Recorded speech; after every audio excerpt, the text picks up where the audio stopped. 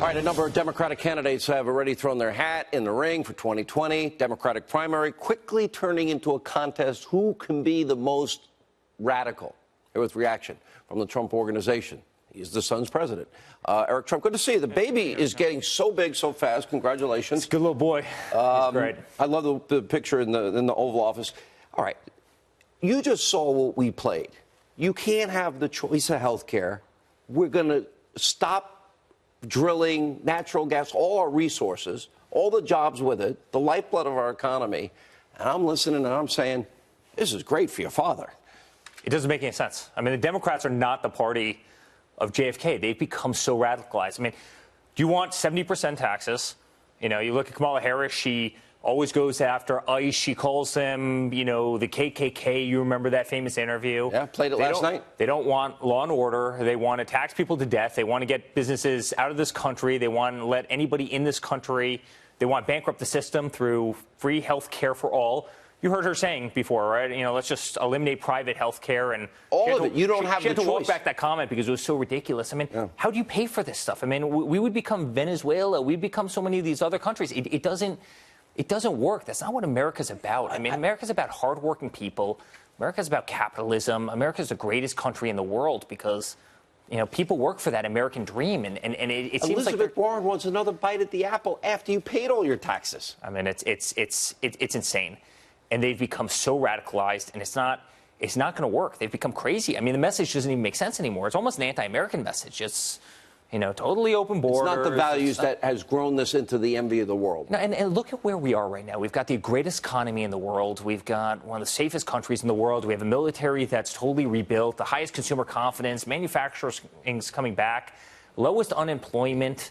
You know, groups that, you know, had big, you know, employment problems, African Americans, you know, Hispanics, et cetera, all-time unemployment lows. I mean, this country is doing awesome. And all they're trying to do is attack him. I mean, they don't want him to succeed at anything because he's done such a damn good job. They don't want him to succeed at anything, you know, and that's why you see them constantly. I mean, they've become the party of obstruction and nonsense and investigations because they have nothing else. I mean, Eric, they have nothing else. I've known your dad for over a couple of decades. He's the greatest guy in the world.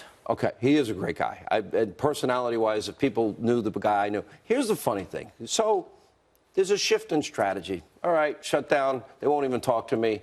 I'll give you 3 weeks. Do your job. I am 99% certain, and I have no inside knowledge at all.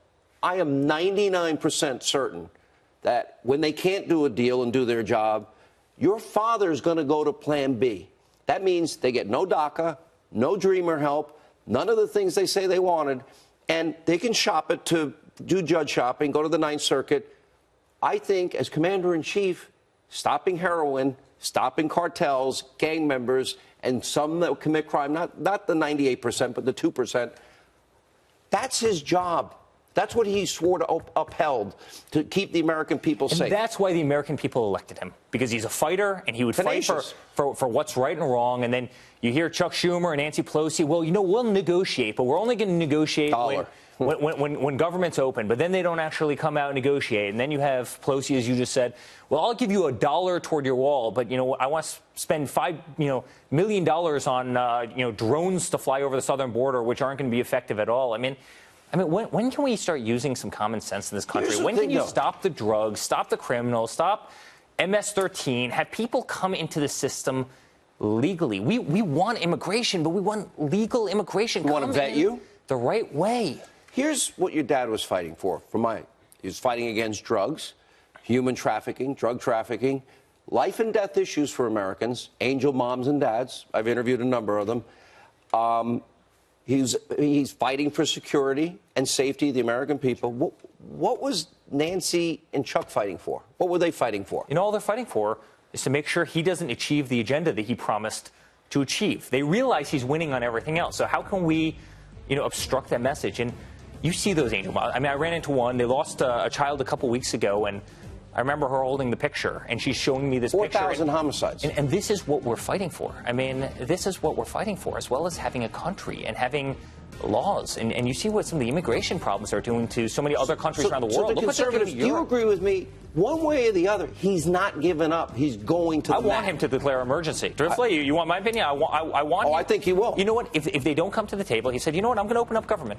And let's see if they were actually being truthful, that once government was reopened, that they would come to the table and negotiate something that's fair. And honestly, if they don't, declare the emergency, build the wall with the United States military, because that's what people in this country want. And you know what?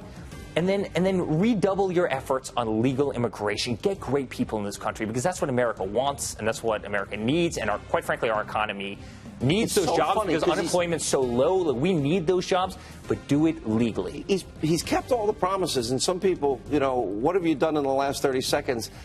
Switching strategies, he's not going to stop. I think I know him pretty well. He's that tenacious. I would agree with you. I think that's where he's going. He's the greatest guy in the world. Congrats on I couldn't be more proud of him.